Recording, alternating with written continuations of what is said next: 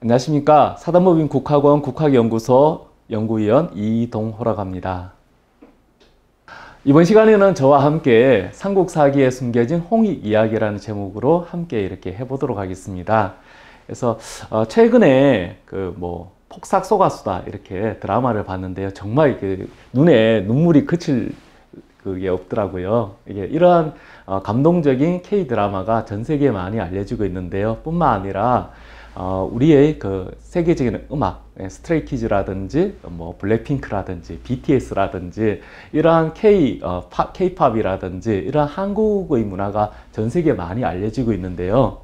재밌는 것은 지금 현재 전 세계를 주도하고 있는 문화적인 그런 힘을 가진 나라의 공통점은 제국주의 경험을 다 가지고 있다는 겁니다. 그런데 동방에 있는 작은 나라 대한민국이 제국주의의 경험은 고사하고 피지배 민으로서의 아픈 역사를 가진 그런 나라가 이런 전 세계적인 팬덤을 형성하고 있다는 그것에 대해서 세계인들은 굉장히 궁금해하고 있습니다.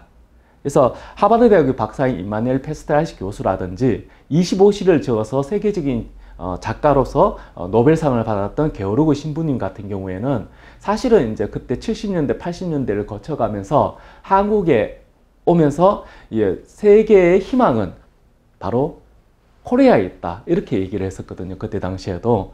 그때 우리나라가 어땠습니까? 굉장히 못 사는 그런 시절이었지 않습니까? 그래서 어떻게 보면 세계적인 석학 사이에서 암암리에 이렇게 비밀처럼 전달됐던 한국의 힘들이 지금은 세계에 지금 알려지고 있는 그런 시점입니다. 그래서 이제는 문화를 넘어서 이제는 한국의 그런 역사와 철학 이런 부분에 대해서 관심을 가진 이런 때에 우리는 이런 한국의 역량, 어떤 문화적인 토양이 됐던 한국의 역사, 문화, 철학에 대해서 우리는 어떻게 얘기할 것인지 저는 그 뿌리에 대해서 바로 홍익 정신의 그 뿌리를 하고 있다라고 이렇게 말씀드리고 싶습니다. 그래서 오늘 삼국사기에 숨겨진 홍익 이야기를 통해서 우리의 정신에 대해서 한번 즐겁게 얘기해보는 그런 시간을 갖도록 하겠습니다. 두 가지로 준비했습니다. 하나는 국보 322-1호로 지정되어 있는 삼국사기 옥산소원본에 대해서 얘기를 할 거고요. 그리고 삼국사기에 숨겨진 이렇게 홍익 이야기에 대해서 이렇게 말씀드리고자 합니다. 그 얘기를 이렇게 말씀드리다 보니까 이렇게 좀 부족한 부분에 대해서는 제가 얼마 전에 이제 낸 삼국사기에 숨겨진 홍익 이야기라는 책이 있습니다. 지금 교보문고에서 이제 그 종이책도 이렇게 나오고 있으니까요. 그걸 참고로 해주시면 되시겠습니다. 그러면 첫 번째 국보 322-1호 삼국사기 옥산소원본에 대해서 이렇게 말씀을 드려보도록 하겠습니다. 자, 우리가 홍익 이야기를 이렇게 하는 데 있어서 삼국사기를 제가 이렇게 꺼내는 이유가 있습니다. 뭐냐 하면은 홍익이라 그러면은 우리가 삼국유사 1281년에 나온 삼국유사를 생각해 볼 수 있는데 사실은 이제 홍익을 우리가 유추해 볼 수 있는 다양한 사례들은 그 이전 136년 전에 나왔던 1145년에 세상에 나왔던 우리 삼국사기를 들 수가 있습니다. 그 삼국사기에도 보면은 고조선과 이제 그런 왕검에 관한 그런 기록들 이런 것들이 있습니다. 그런 것들에 대해서 이따가 한번 살펴보도록 하는데요. 본격적으로 살펴보기 앞서 가지고 이 삼국사기 이 책 자체에 대해서 한번 이제 다뤄보려고 하거든요. 우리 국보 322-1호와 더불어서 322-2호 우리나라에서는 두 질의 삼국사기 그 국보로 지정된 책이 있습니다. 두 질이 있습니다. 하나는 이제 바로 서울 중구에 있는 성안고서박물관에 있고요. 두 번째는 바로 경주에 있는 옥산소원, 조선 3대 소원 중에 하나인 옥산소원본에 이게 또 한 질이 있습니다. 옥산소원본은 322-1호고 그리고 지금 서울에 있는 성안고서박물관에 있는 것은 322-2호입니다. 이 중에서 누가 오래됐냐면은 성안본이 61년 정도 오래됐습니다. 그런데 어떻게 옥산소원본이 뒤에 나온데도 불구하고 1호로 지정됐느냐 하면은 오탈자가 적고요. 그리고 난 뒤에 이제 그 책의 그 보관 상태 자체가 성안본에 비해서는 좀 더 명확하기 때문에 그렇다고 합니다. 그래서 그 둘 다 보면 완질본입니다. 50권 9책으로 되어 있다는데요. 여기서 약간 오해가 있을 수 있어서 부연해서 설명해 드리자면은, 여기서 50권 할 때 권이라는 것은 단위를 얘기합니다. 그리고 책이라는 것은 우리가 얘기하는 권수를 얘기합니다. 즉 50개의 단락이고 지금 9권의 책이다, 이렇게 보시면 될 것 같습니다. 지금 보시는 책은 바로 그 옥산서원 유물전시관 안에 있는 영인본입니다. 원본은 아니라는 거죠. 이따 원본도 보여드리겠습니다. 딱 9권의 책으로 이렇게 되어 있습니다. 여기가 바로 조선 3대 서원 중에 하나인 삼국사기 옥산서원본이 보관되어 있는 경주 옥산서원입니다. 그 경주 옥산서원은 유네스코의 이관왕으로 유명합니다. 2010년도에 양동마을과 더불어서 양동민속마을이 부속 건물로서 이렇게 첫 번째 그 세계문화유산에 올라갔고요. 2019년에 한국의 서원으로 해서 이제 다시 이제 세계문화유산에 올라간 유네스코 이관왕입니다. 옥산서원 입구에 보면은 유물전시관이라고 있습니다. 여기에 6,600권의 경주 옥산서원에 있는 책이 이곳에 이제 보관이 되어 있습니다. 좀 더 안으로 들어가 보도록 하겠습니다. 여기 보면은 전시관에 전시되어 있는 것은 이제 보면은 원본이 아니고 이제 영인본이 많습니다. 지금 보는 요 문을 통과하게 되면은 한 40~50평 정도 되는 거대한 이제 공간이 나오는데, 여기에 6,600권의 책이 보관되어 있습니다. 여기에는 이제 뭐 가문에 이렇게 그 보물 이런 것도 같이 보관이 되어 있습니다. 이 옥산서원은요, 회제 이연적 선생이라고 동방 5연의 5명의 성인 중에 한 분으로 꼽히는 회제 이연적 선생을 기리기 위해 가지고 이 옥산서원이 만들어지게 된 것입니다. 지금 보시는 것은 이제 만인소라 그래 가지고 10,000명의 서명이 담긴, 길이가 1m고요. 폭이 1m고 길이는 100m가 넘습니다. 그래서 표면은 이런 식으로 이렇게 되어 있습니다. 지금 현재 이것도 세계문화유산 등재를 추진 중에 있고요. 또 하나는 이제 그 회제 이연적 선생 가문인 여강이시에서도 굉장히 보물처럼 봤던 이렇게 나무가 하나 있는데요. 이게 뭐냐 그러면은 관을 운구했던 그 막대기 중에 하나입니다. 이게 뭐냐면은 회제 이연적 선생님이 1547년에 양당 간의 대립 속에서 억울하게 이제 그 유배를 가게 됐습니다. 유배를 갔을 때 거기서 수많은 책을 남기시고 몇 년 후인 1553년에 돌아가셨을 때 그 옆에 있었던 아들이었던 이전인이 어떻게 해야 되겠습니까? 아버님을 경주로 운구를 했습니다. 그때 운구할 때 썼던 바로 그 짝대기가 아직도 남아있는 겁니다. 그래서 그때가 11월이었습니다.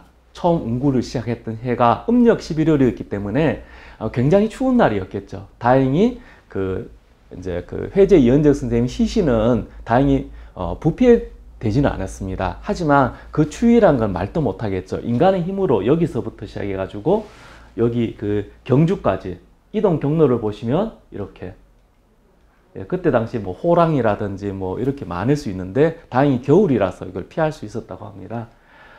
옮기다가 여기에서 안동을 지나면서 이제 퇴계 이황 선생을 만나게 됩니다. 이전이는. 그때 시신과 함께 가지고 왔던 책이 있었습니다. 굉장히 무겁겠죠. 석 달에 걸쳐서 이동을 하게 됩니다. 가장 추운 날에. 그때 퇴계 이황 선생이 물었습니다. 거기에 있는 책이 뭐로? 이렇게 물어봤습니다. 그랬더니 아버님께서 돌아가시 직전까지 썼던 책입니다. 라고 이렇게 얘기를 합니다. 그래서 그 책을 한번 다오 해서 이제 책을 봤는데, 처음에 이제 앉아서 그냥 보셨다가 그 다음에 서서 보시게 됩니다. 그 다음에는 이제 책을 놓으시고 의관을 정제해서 절을 하고 난 뒤에 그 책을 끝까지 보게 되면서 본인이 이제 학문적 완성이 거기서 이루어졌다고 합니다. 그러면서 퇴계 이황은 자신의 학문적 스승으로서 회제 이연적 선생을 기리게 됩니다. 그리고 이후에 퇴계 이황을 비롯해 가지고 이분에 대한 복권 운동을 벌였었고, 그리고 양당에서 모두 인정한 성인으로서 추대가 됩니다. 그리고 돌아가시고 19년 있다가 옥산서원이 이렇게 만들어지게 되는 겁니다. 이런 보물과 더불어서 우리가 오늘 말씀드리는 삼국사기 옥산서원본이 함께 이게 보관이 되는데요. 이때 옥산소원이 만들어지는 것은 1572년이었습니다. 그리고 그 다음에 8월 달인 1573년 8월에 경주부, 지금 치면 경주시청이죠. 거기에서 이제 옥산소원본이 인쇄가 됐고, 그 인쇄된 본이 옥산소원으로 바로 왔느냐? 그렇지는 않습니다. 옥산소원으로 넘어온 것은 훨씬 400년 후대의 일입니다. 자, 여기 보시는 이것이 바로 제가 촬영한 삼국사기 원본입니다. 원본이고요.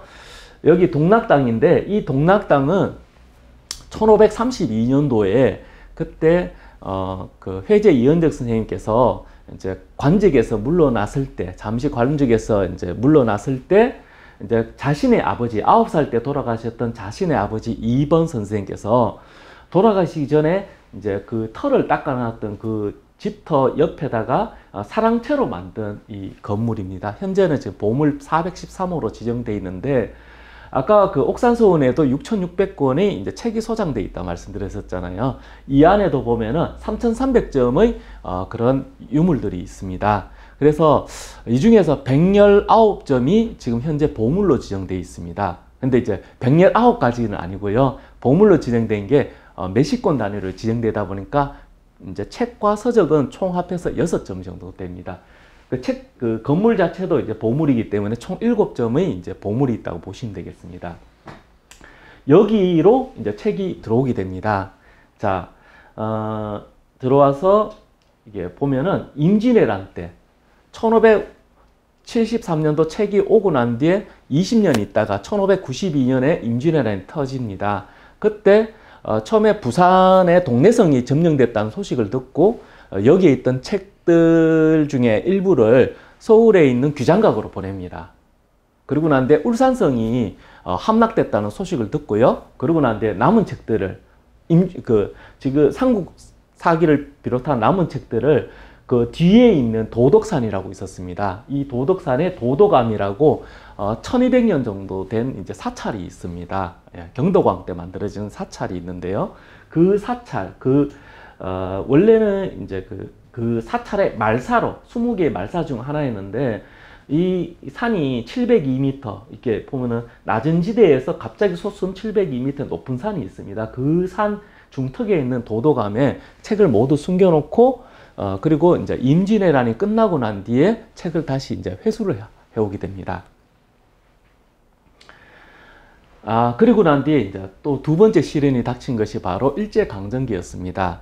일제강점기 당시에 조선 총독부에서는 취조국 이런 것을 동원해 가지고 우리나라의 교과서라든지 역사 위주의 책들을 수거하는 일을 하게 되는데, 이때 누가 얘기를 했는지 삼국사기 그 본이 8책이 원래 9책이잖아요. 그런데 8책이 이곳에 숨겨져 있다는 소식을 듣고 이제 그 취조국에서 쳐들어오게 되었습니다.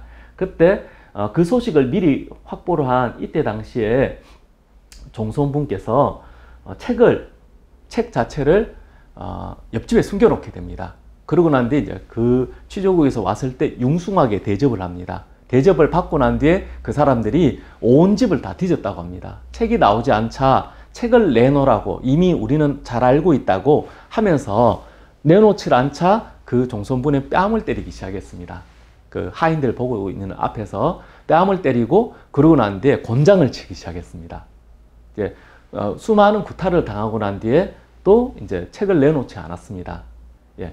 그러고 난 뒤에 갔다가 얼마 안 돼 갑자기 또 닥쳤습니다. 역시 융숭하게 대접을 하고 난 뒤에 뺨을 때리고 치고 하는 일을 3번을 반복하게 됐습니다.